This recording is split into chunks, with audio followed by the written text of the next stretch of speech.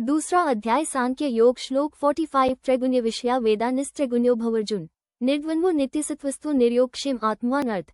भगवान श्री कृष्ण अर्जुन से कहते हैं कि वेदों में त्रिगुणों सत्व, रजस और तमस के विषय वर्णित हैं।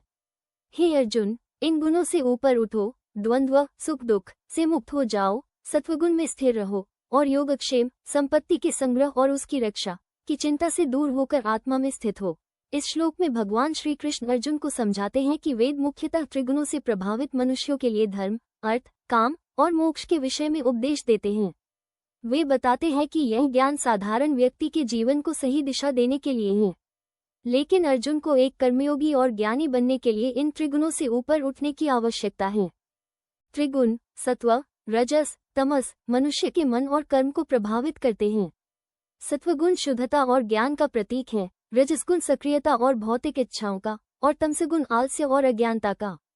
भगवान कहते हैं कि इन गुणों के बंधन से मुक्त होकर द्वंद्वों से, जैसे सुख दुख, लाभ हानि, निर्लिप्त रहना चाहिए। इसके साथ ही भगवान अर्जुन को योगक्षेम अर्थात संपत्ति की प्राप्ति और उसकी रक्षा की चिंता से भी मुक्त रहने का परामर्श देते हैं। जब मनुष्य आत्मा में स्थिर होता है, तब वह इन चिंताओं से मुक्त होकर सच्चा कर्मयोगी बनता है। इस श्लोक का मुख्य संदेश है कि एक कर्मयोगी को अपने जीवन को सत्व में स्थिर रखते हुए आत्मज्ञान प्राप्त करना चाहिए। उसे सांसारिक सुख दुख और भौतिक संग्रह से ऊपर उठकर केवल अपने कर्तव्यों का पालन करना चाहिए। यही मुक्ति का मार्ग है।